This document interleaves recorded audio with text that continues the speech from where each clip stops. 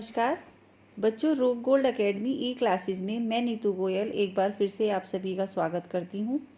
आज का पाठ है उत्साह और इसके कवि हैं सूर्यकांत त्रिपाठी निराला जी। आइए पहले इसका पाठ प्रवेश पढ़ते हैं। चैप्टर का नाम है उत्साह।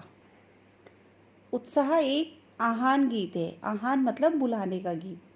बुलाना, किसी को बुलाना होता है या पुकारना होता है, उसे आह्वान कहते हैं। इसमें कवि ने बादल को संबोधित किया है और निराला जी ने कई कविताएं बादल के ऊपर लिखी हैं। उनका जो प्रिय टॉपिक है, प्रिय विषय बादल है और इन्होंने बादल पे कई कविताएं लिखी हैं। कविता में बच्चों दो रूप दिखाई देते हैं इसमें। एक तो बादलों का आना यानी कि गर्मी को दूर करना, ये बताया है कवि ने। और दूसरे रूप में कवि के अर्थ में यहाँ पे सारांश बताया गया है कि जो कवि है उस कवि के बारे में बताया गया है जो कवि अपने नए नए विचारों से, नई नई उम्मीद से और नई नई कल्पना से नया सर्जन करता है, नए अंकुर को जन्म देता है या उम्मीदों को जन्म देता है। यहाँ पे ये बताया गया है कि मतलब जो बादल है जब वो गरजता है, उसकी जो गर्जना होती है, उसकी जो आवाज़ होती है, उससे उत्साह होता है, लोगों के मन में उत्साह होता है। और यही एक कवि के रूप में बताया गया है कि जो निराश लोग हैं कि हे कवि, एक कविता ऐसी लिखो, एक नई कविता लिखो जिससे कि मनुष्य में उत्साह की कमी हो गई है और वो उत्साह जागृत हो। तो कि उस कवि के रूप में यहाँ पे बताया गया है कि एक उत्साह जो लोगों के बीच में जागृत करनी है, ऐसी कवि को एक कविता लिखनी है। ऐसा काम जो संभव कर सकता है वो कवि के रूप में ही कर सकता है, कवि ही कर रहा है। और यहाँ पे जो इस कविता में कवि के रूप में कह रहे हैं सूर्यकांत त्रिपाठी निराला जी। सूर्यकांत त्रिपाठी निराला जी कवि के रूप में बादल को देख रहे हैं। कवि के रूप में वो बादल को देख रहे हैं। यह कविता आपको बच्चों दो अर्थों में देखने को मिलेगी। इसमें कवि ने जीवन का व्यापक अर्थ दिया है, जीवन की चर्चा की है। कविता में सुंदर कल्पना भी मिलेगी। वहीं दूसरी ओर क्रांति के लिए चेतना को जगाने की भी इसमें जगाने के लिए भी इसमें मतलब कवि ने बताया है। और बच्चों इतिहास को उठाकर अगर हम देखें तो साहित्यकारों का भी या कवियों का भी सामाजिक परिवर्तन लाने में बहुत बड़ा योगदान हुआ है। लेखक की कलम में इतनी ताकत होती है कि वो सोए हुए व्यक्ति को जगा सकता है, यानी कि जिन व्यक्तियों के मन में उत्साह नहीं है, जोश नहीं है, उनके अंदर भी वो ला सकता है, उमंग ला सकता है, देश की प्रेम की भावना को जगा सकता है। बच्चों यह कविता उस समय की है जब भारत गुलाम था। जो लोग हताश हो चुके थे, निराश हो चुके थे, तो उन लोगों को जगाने के लिए ऐसे कवि को बुला रहे हैं कि सूर्यकांत त्रिपाठी निराला जी तो ऐसे कवि को बुला रहे हैं कि जो नई कविता का जन्म दे और जो सोए हुए लोग हैं वो उसे पढ़ के उत्साहित हों, उनमें आशा जगे। बादल के रूप में जैसे बादल गर्जना करता है और उत्साहित हो जाते हैं मनुष्य, तो एक तरफ वो बादल को संबोधित कर रहा है और दूसरी तरफ वो एक कवि को बुला रहा है, कवि का आह्वान कर रहा है कि एक नई कविता का संचार करो जिससे कि जो लोग निराश हैं और उनमें क्या हो, उमंग हो, जोश हो, उत्साह हो और फिर नए समाज का एक निर्माण हो। तो कवि ऐसा कुछ रचे जिसके लोगों में उत्साह का संचार हो, जो लोग समाज में क्रांति लाने के लिए उठ खड़े हों। तो चलो बच्चों शुरू करते हैं आज की कविता। कविता का नाम है उत्साह।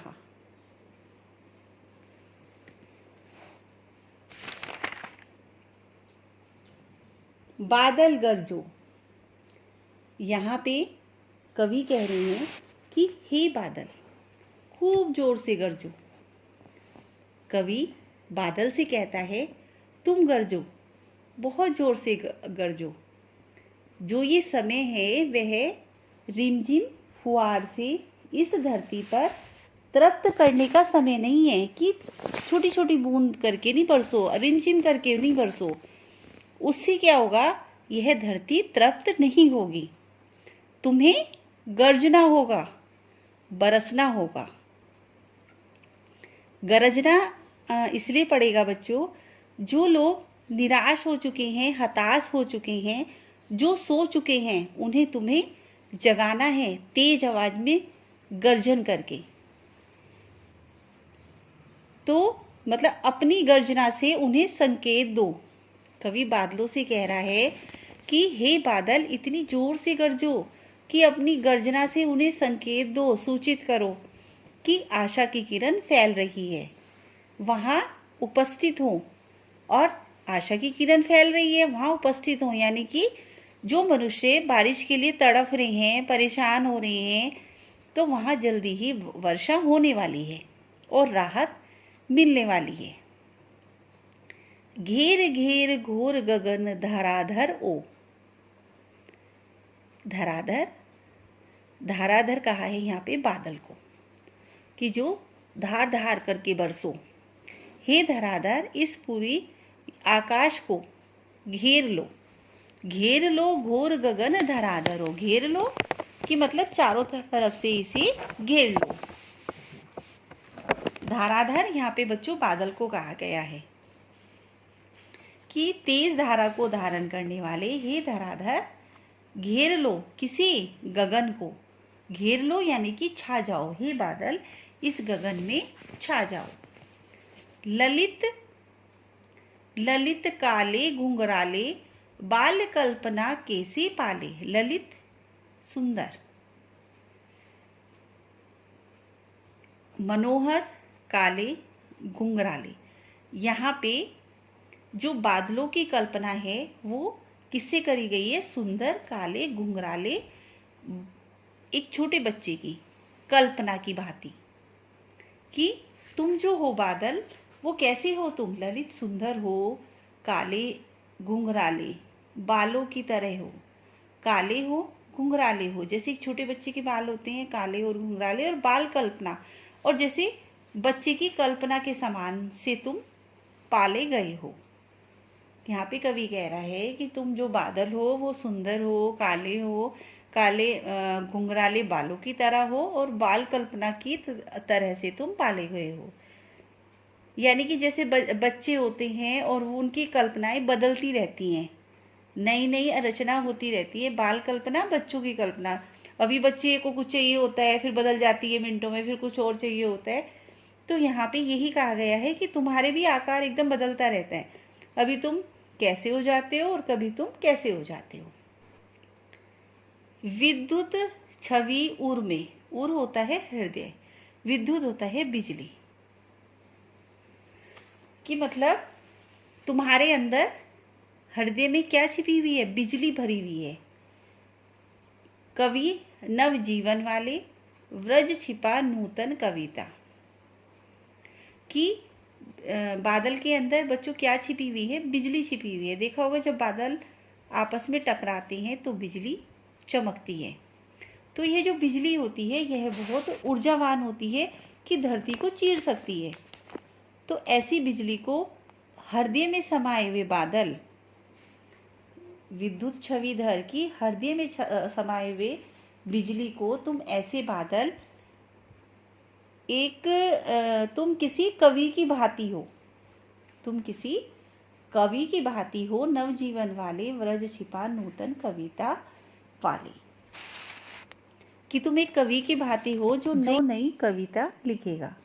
तो वे उस बादल में एक कवि को देख रहे हैं, बादल में एक कवि को देख रहे हैं कि जैसे वो एक कवि को देख रहे हैं। वो कैसे देख रहे हैं कि जैसे बादल गरजते हैं और जोर से गर्जना कर रहे हैं और मन में एकदम से क्रांति आ जाती है। तो ऐसे ही कवि जो है वो एक नूतन कविता को लिखेगा, नई कविता को लिखेगा। है ना, जिससे कि एक नए समाज का जन्म होगा और सभी मनुष्यों में क्रांति आएगी। जो बादल की भांति नवजीवन देगा, कि एक कवि को देख रही हैं वो कि जो एक बादल की भांति नवजीवन देगा। बादल बरसात करते हैं और उससे नए नए अंकुर फूटते हैं, जो नए नए जीवन का प्रतीक है और नया जीवन शुरू करते हैं। तो यहाँ पे कह रहे हैं, कवि कह रहे हैं यहाँ पे, विद्युत छवि उर्मे कवि नवजीवन वाले। तो बच्चों यहाँ पर सूर्यकांत त्रिपाठी निराला जी कह रहे हैं कि बादल उस कवि की भांति है जो अपने मन में विद्युत के समान असीम ऊर्जा को छिपाए हुए नई कविता का सर्जन करेंगे। यहाँ पे कवि क्या कह रहे हैं, निराला जी क्या कह रहे हैं कि जो ये बादल है वो उस कवि की भांति है। कवि कौन से कवि की भांति है? उस कवि की भांति है जो अपने मन में विद्युत के समान असीम ऊर्जा को छिपाए हुए है। जैसे बादल है, बादल के अंदर बिजली होती है और उसे छिपा के रखता है, छिपाई रहती है, तो छिपाए हुए ऊर्जा होती है। तो ऐसे ही अपने मन में कि बादल उस कवि की भांति है जो अपने मन में विद्युत के समान असीम ऊर्जा को छिपाए हुए नई कविता का सर्जन करेंगे। वर्ज छिपा नूतन कविता फिर भर दो। वर्ज का यहाँ पे दो अर्थ हैं, एक तो आकाश की बिजली भी होता है और एक इसका हथियार भी होता है। कि अपने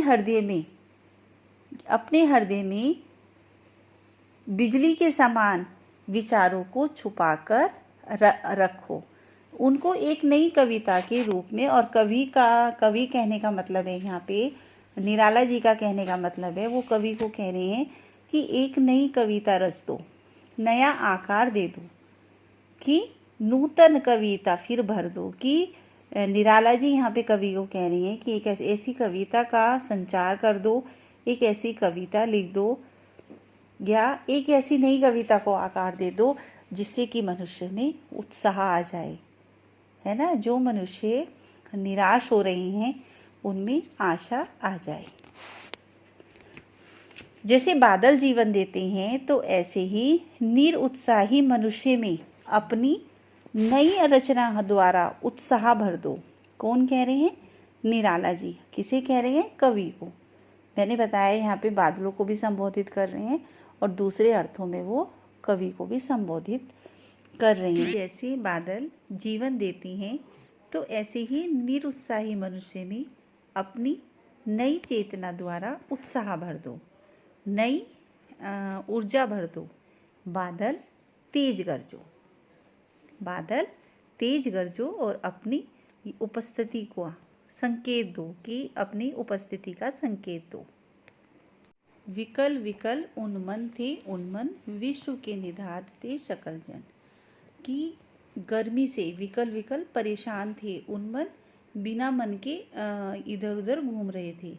विश्व के, कि जितने भी प्राणी थे, जितने भी मनुष्य हैं, वो गर्मी के मारे परेशान हो रहे हैं। हे बादल, आई अज्ञात दिशा से अनंत के घन। कि अज्ञात दिशा से किसे कहा जा रहा है? बादल को। कि अज्ञात दिशा से आने वाले बादल, तुम अनंत, जहाँ तुम कहीं से, जहाँ आपका अंत ही नहीं है, आप कहाँ से शुरू होते हो, कहाँ से अंत होते हो, यानी कि चारों ओर ऐसा लगता है कि बादल तुम घिरे हुए हो आकाश में।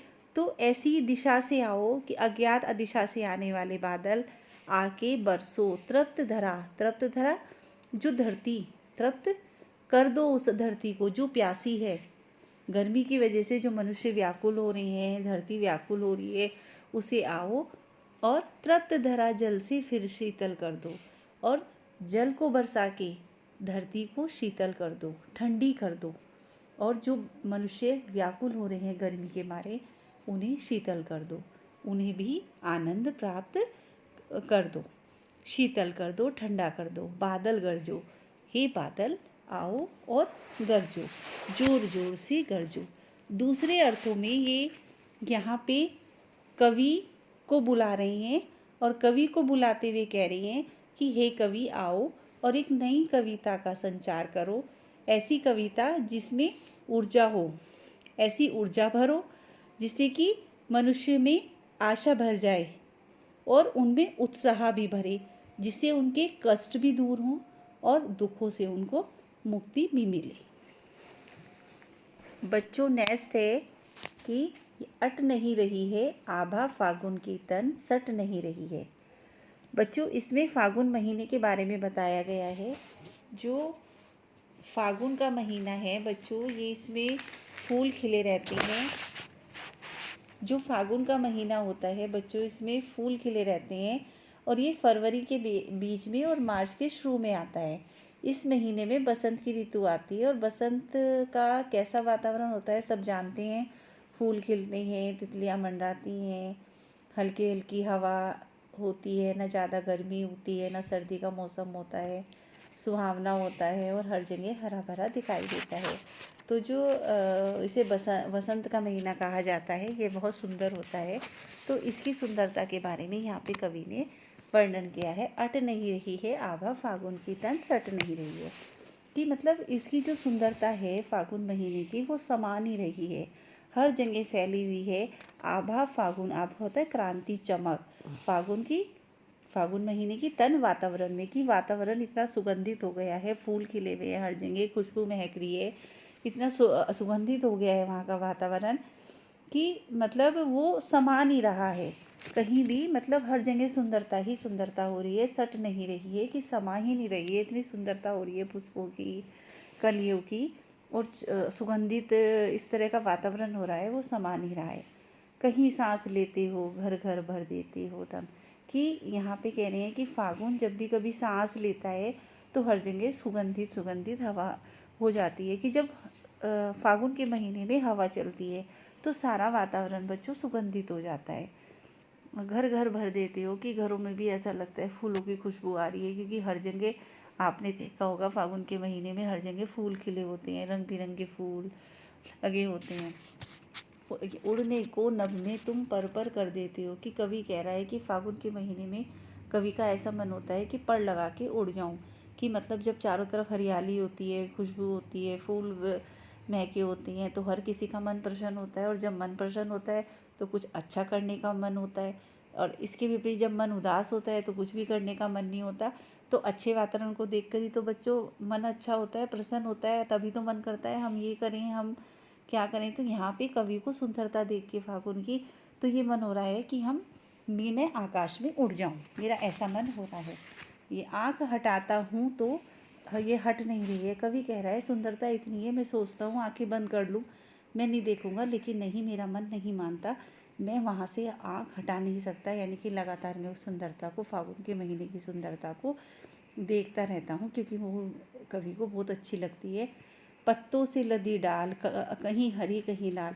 कवि कह रहा है आगे कि इस महीने में जो पत्ते हैं, जो पत्ते हैं वो डाल पर लद जाते हैं, यानी कि जो डाल होती है वो पत्तों से भर जाती है, हरी भरी हो जाती है।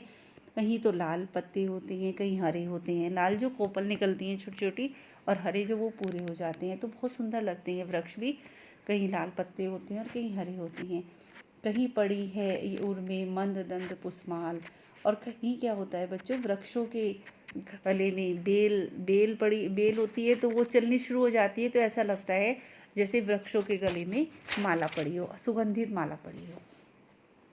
पाट पाट शोभा श्री, पाट पाट होता है जगह जगह, शोभा क्रांति चमक, कि मतलब हर जगह क्रांति छाई हुई है, शोभा छाई हुई है, चमक छाई हुई है, किसकी, फागुन की। तो पट नहीं रही है, कवि कह रहा है सुंदरता इतनी समाई हुई है, इतनी समाई हुई है सुंदरता, कि वो समा ही नहीं रही है कहीं भी। तो बच्चों इस प्रकार आज हमारा ये चैप्टर समाप्त हुआ। अगर आपको मेरी वीडियो पसंद आई हो तो इसे लाइक और सब्सक्राइब करें और बेल आइकन को प्रेस करना ना भूलें। धन्यवाद।